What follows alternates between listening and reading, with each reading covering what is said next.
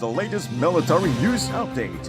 This is AFP Community News, hosted by Rofh Suzon every 12 noon, Mondays to Fridays. Only here on DWDD Armed Forces Radio. One AFP for a stronger Philippines.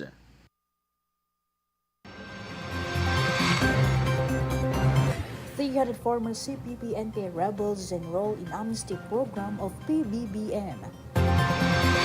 Over 16,000 former NPA members benefit from government reintegration program. House assures passage of PBBM's priority measures. Government launches nationwide rice price monitoring.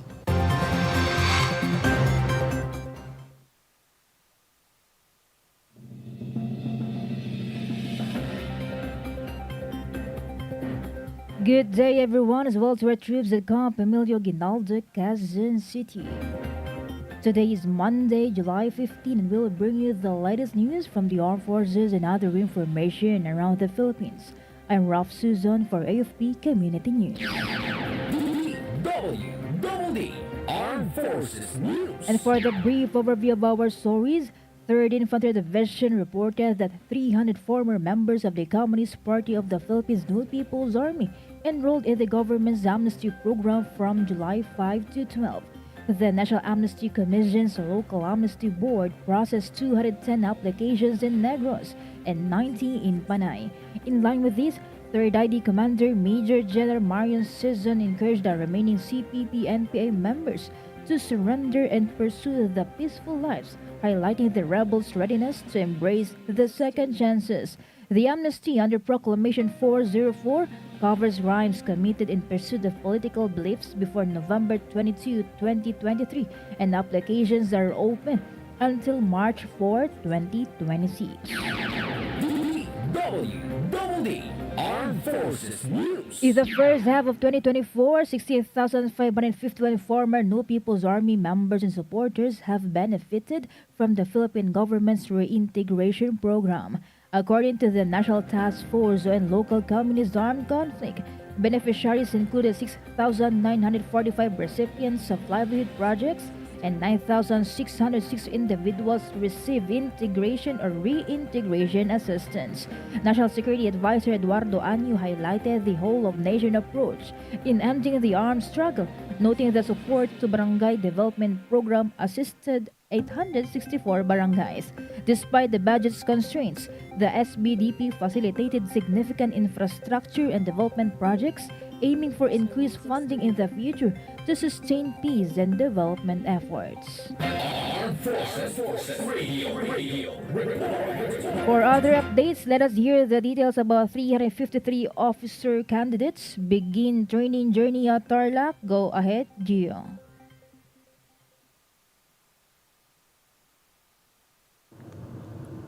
Yes, Rofh, the 353 members of Officer Candidate Course Class 62-2025 commenced their military journey with an oath-taking and reception ceremony at Headquarters Training and Doctrine Command, Cap Odonel Capas Tarlac, comprising 313 males and 40 females from diverse academic backgrounds.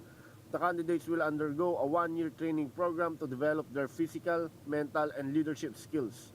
Brigadier General Olpiano T. Olarte, guests of honor, emphasized the values of responsibility, courage, discipline, and honor. This is Gio reporting for AFP Community News, one AFP for a stronger Philippines. Thank you, Gio. DWDD Armed Forces Rear News. Admiral Roy Vice Trinidad of the Philippine Navy expressed full support for the government's plan to file new petitions against China's action in the South China Sea before the United Nations. In an interview, he emphasized the need to address Chinese harassment through legal channels. He highlighted the recent reciprocal access agreement with Japan as a move that strengthens the Philippines' stance in the region and enhances cooperation with other nations. Rear Admiral Trinidad also noted widespread public backing for defending the country's sovereignty in the West Philippine Sea.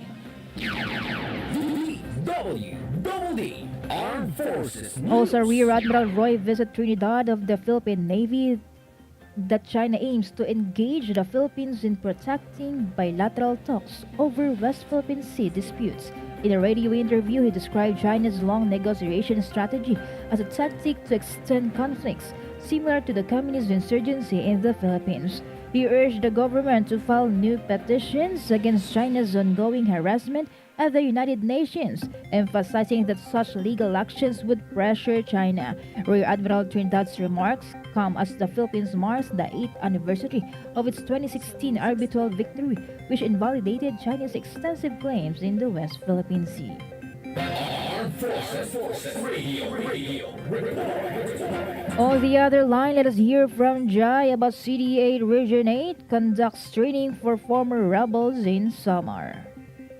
Yes, Rofh, the Cooperative Development Authority Region 8 held a mandatory training session for former rebels turned peace builders at the Gabay Peace Builders Agriculture Cooperative. Conducted at the 801st Infantry Brigade in Hinabangan, Samar, the training focused on equipping participants with skills for successful reintegration into society. Topics included cooperative management, agricultural techniques, financial literacy, and community leadership. This initiative emphasizes the CDA and the Philippine Army's commitment in fostering peace and sustainable livelihoods in marginalized communities. This is Jai reporting for AFP Community News. One AFP for a stronger Philippines. Thank you so much, Jai. DWDD Armed Forces News. Former Senator and ex-Army Colonel Gringo Honasan proposed the inclusion of military hospital ships in the Armed Forces of the Philippines Modernization Program. He suggested initially acquiring 3 ships for Luzon, Visayas, and Mindanao, emphasizing the practical benefits for the disaster-prone archipelagic nation. He also highlighted that these vessels, beyond wartime deployment, could significantly enhance the disaster relief and humanitarian operations. Honasan pointed to other countries' designs, which feature 60 beds, 18 ICUs, operating suites, and blood banks as model for the Philippines. DWDD National For our News. national news, House Speaker Martin Romualdez assured that the House of Representatives would pass President Ferdinand Marcos Jr.'s remaining priority bills a week before PBBM's third State of the Nation address on Monday. He said the House is ready to take swift and decisive action to ensure these legislative priorities are met. He also expressed his commitment in passing all the bills that President Marcos will possibly outline in his sauna. The Speaker earlier said that the swift and timely passage of the 2025 national budget is their top priority. Armed Forces Radio Report. More update from Congress. Let us hear from Terrence about Congress pushes for nationwide potable water supply system with 3-year construction plan. With 40 million Filipinos having no access to clean and safe water, our country needs to have ready access to potable water. This is what Congressman Wilbert Lee lamented as he filed a measure which aims to construct a potable water supply system throughout the country in 3 years to address the need of millions of Filipinos, especially in rural areas. Lee, who recently visited Bulacan to address the graduates of the Bulacan Agricultural State College as guest speaker, said, nakakabahala ang datos mula sa DENR or the Department of Environment and Natural Resources na 40 milyong Pilipino ang walang access sa malinis at ligtas na tubig. This is a basic human right, pero patuloy na ipagkakait sa napakarami nating mga kababayan. Under Lee's House Bill number 10531, or the Rural Potable Water Supply Act, the construction of potable water supply system will be led by the National Water Resources Board in coordination with the Department of Health or DOH, the DENR, Department of Social Welfare and Development, DSWD, and the Department of Public Works and Highways, the DPWH. The program shall prioritize areas with social and health problems due to waterborne diseases. Further, the said measure outlines program guidelines which include equitable distribution in provinces and municipalities, participation of local government units or LGUs, and the management and maintenance of the potable water supply system that will be constructed. This is Terence Mordeno Grano reporting for AFP Community News, 1 AFP for Stronger Philippines. Thank you, Terence. DWDD National News. For other updates, the Metropolitan Manila Development Authority will deploy more than 1,300 personnel to assist in traffic management for President Ferdinand Marcos Jr.'s State of the Nation address on Monday.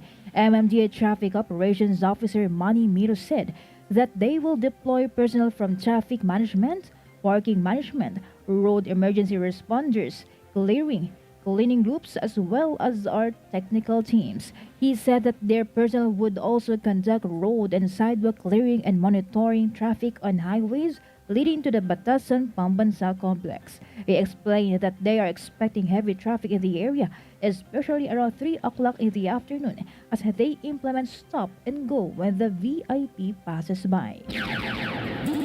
DWDD National Agriculture News. Secretary Francisco Ju Laurel Jr. has announced that 29 peso per kilo of rice will be available in 23 Kadiwa outlets by August 1. According to Laurel, aside from Luzon, it would be sold in Cebu and Maguindanao as well.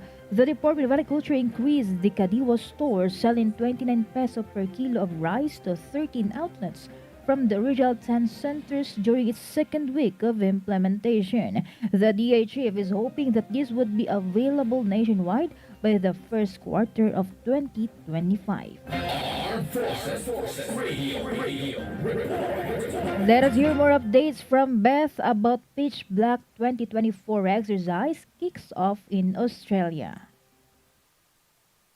The highly anticipated Pitch Black 2024 exercise commences at the Darwin Convention Center, Australia.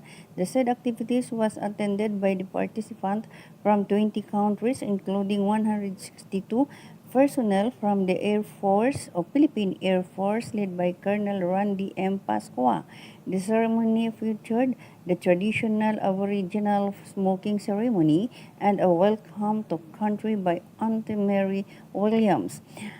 Air Commodore Peter Robinson highlighted the goals of Pitch Black 2024, which aims to enhance interoperability and cooperation among participating Air Force. This is Betanieta reporting for the AFP Community News, 1 AFP for Stronger Philippines.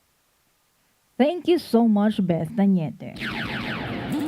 DWDD National News. The Department of Trade and Industry, in cooperation with the Department of Agriculture, has launched an extensive price monitoring initiative. This is to assess the impact of the rice tariff reduction across the entire supply chain. The monitoring covers a wide range of retail markets, including supermarkets, hypermarkets, and grocery stores under the DTI's jurisdiction, as well as wet markets. Based on Executive Order 62, the tariff on rice will be reduced from 35% to 15%. DWDD National News. Rizal 4th District Representative Fidel Nograles expressed his support for the inclusion of short or mini courses into the K-12 curriculum. President Ferdinand Marcos Jr. ordered incoming Education Secretary Sonny Angara to study the creation of mini courses ranging from 3 to 6 months to a year for senior high school students. This is to improve the employability of graduates. According to Nograles, any project that would give a leg up to graduates so they can find jobs as soon as possible is welcome.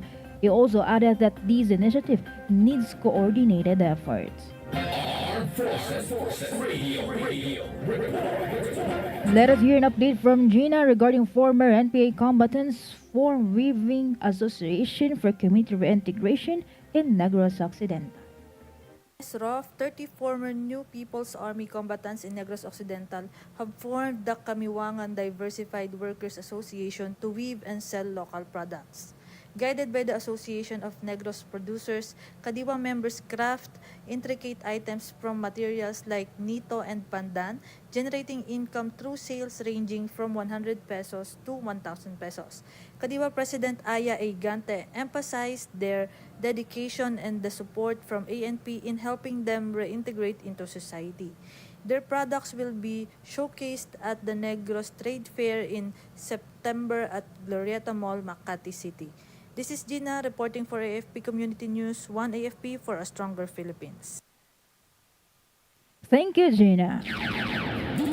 DWDD National Moving News. on to another story, Department of Budget and Management Secretary Amena Pangandam said the government agencies spent 45% of their budget. According to Pangandaman, as of March 31, the average obligation rate of the national government as a whole was 45%. The DBM issued a circular letter that instructed the government agencies with low budget utilization rates to submit their catch-up plans. It ordered the heads of department agencies, bureaus, and offices of the national government to provide their 2024 budget utilization report as of June 30, 2024. DWDD National News. Incoming Department of Education Secretary Senator Sonny Angara will seek Vice President Sara Duterte's advice on how to manage the problems in the agency. He said he expects a meeting with Duterte before the turnover rights on July 18. According to Angara, he has already met with DepEd's undersecretaries and assistant secretaries to know all the items pending, their expectations in the upcoming opening of classes, and what are the possible issues that can come up in the future. The new DepEd chief is expected to take his oath after the turnover rights. Armed Forces Radio Report. From 2nd CRG, let's hear more updates from Jez about Tole and 9th Infantry Battalion distribute livelihood starter kits to former NPA areas in Kamsur. In a collaborative effort to support community development and enhance local livelihoods, the Department of Labor and Employment, in collaboration with the 9th Infantry Battalion and the local government of Libmanan, distributed livelihood starter kits to selected individuals in the municipality of Libmanan, Camarines Sur. This initiative is part of the implementation of Executive Order No. 70, which promotes the whole-of-nation approach to strengthen community resilience and ensure the welfare of residents. The livelihood starter kits were given to individuals skilled in sewing, welding, and carpentry aimed at fostering self-resilience and economic stability in previously NPA-influenced areas. The distribution is a component of the Mobile Community Support and Sustainment Program, a program led by Philippine Army in cooperation with various government agencies. The MCSSP focuses on improving the quality of life for residents in geographically isolated and disadvantaged areas that have been impacted by insurgent activities. 14 beneficiaries from Barangay Kaima and 4 from Barangay Kalibnigan, both located in Libmanan, received the kits. These areas, once affected by the NPA, are now seeing positive changes as residents shift their focus to sustainable business ventures aligned with their skills. This distribution of livelihood starter kits marks a significant step in the ongoing effort to revitalize and support communities transitioning from conflict-affected areas to self-sufficient, thriving localities. This is Jess from Solcom reporting for AFP News, 1 AFP for a stronger Philippines. Thank you so much, Jess. Armed Forces Radio Report. From Rizal, more updates from LR Mercado about Rizal PNP nabs 2 individuals in operation against wanted persons. Thank Thank you very much. Two wanted by law which are both on the list of the Rizal PNP were arrested by the authorities in a separate police operation which was carried out in city of Antipolo and in municipality of Baras, province of Rizal. According to the report submitted to Calabarzon PNP Regional Director, Police Brigadier General Paul Kenneth Lucas, Rizal Provincial Police Office Director, Police Colonel Felipe Maragon, identified those who were arrested as alias Ana with cases of 49 counts of violation of Cybercrime Prevention Act of 2012 or Republic Act 10175 with bail of 5,880,000 pesos, fraud with bail of 120,000 pesos, and 3 counts of Access Devices Regulations Act of 1998 or violation of Republic Act 11449 with bail of 264,000 pesos. Meanwhile, in the town of Baras, police operatives arrested a 26-year-old jeepney driver identified as alias Bata facing the crimes, 3 counts of lascivious conduct with bail of 200,000 pesos each, and qualified rape without corresponding bail. The arrest was made by the elements of Baras PNP, Regional Cybercrime Unit 4A, and Rizal Provincial Cybercrime Unit by virtue of warrant of arrest issued by the courts against them. This is Ella Mercado reporting for AFP Community News, 1 AFP for a stronger Philippines. Thank you, Ella Mercado. DWDD National News. Lawmakers from the Young Guns bloc in the House of Representatives are calling for a congressional inquiry into falsified birth certificates issued by the Civil Registrar of Santa Cruz, Davao del Sur from 2018 to 2019. Most of these certificates are registered to Chinese nationals. Those who called for the probe includes Davao Oriental 2nd District Representative Chino Miguel Almario, Ako Bicol Party Representative Raul Angelo Bongalon, La Union 1st District Representative Francisco Paulo Ortega V, and Isabela 6th District Representative Faustino D. They emphasized that the lower chamber must act decisively to address this issue. Bongalon, on the other hand, said that the findings of the National Bureau of Investigation raise serious questions about the safeguards in place within the local civil registries. DWDD National News. The Philippine Statistics Authority has cooperated with the National Bureau of Investigation following a report that almost 200 Chinese nationals obtained fake birth certificates in Davao del Sur. In a statement, PSA said that they have done verification and provided necessary information related to the birth records under investigation to the NBI. PSA noted that the concerned civil registrar was already relieved by the local chief executive from his duties. The agency also assured the public that they are taking action over the said matter and urged the public to report any activities involving falsification of documents. Armed Forces Radio. We have a report coming in about 699 new Army privates graduate from Candidate Soldier Corps. Go for the details, Mike. Yes, good afternoon. A total of 699 new privates from the Candidate Soldier Corps, Siklab Matatag Class 792-2024 completed their 4 months training, graduating at Campo Donel, Capas, Tarlac. Private Camilo Chato Jr. topped the class and received a cash gift from Apslay, followed by Private Danny Bautista Jr. and Private Melvin Maniano. Private Zolan A. Balon earned the Physical Proficiency Award with an average of 98.79%. Brigadier General Danilo D. Benavides, the ceremony's guest of honor, urged the graduates to remain resilient and courageous in service. The Philippine Army's centralized recruitment program ensures efficient and effective selection of qualified candidates. This is Mike reporting for AFP Community News, 1 AFP for a stronger Philippines. Thank you so much, Mike. Yes, Rofh. The fourth Radio. From Fort CRG, let's hear from Joy about 4SF conducts closing ceremony of KA BMT in Basilan. Yes, Rofh. The 4th Special Forces Battalion spearheaded the closing ceremony of CAFGO Auxiliary 1 Basic Military Training or CA-1 BMT Class 03-2024 at Headquarters Fort SF in Isabela City, Basilan on July 14. 40 civilian volunteers from all over Basilan Province undergone an intensive training for more than a month. The CAFGO's journey began on June 11th. The strong men and women embraced the rigors of military training, thereby preparing them for their crucial role as CAA members in their respective communities and detachments.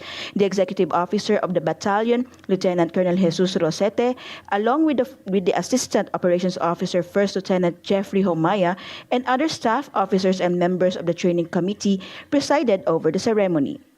This is Katropang Joy Uson reporting for AFP Community News. One AFP for a stronger Philippines. Thank you so much, Joy.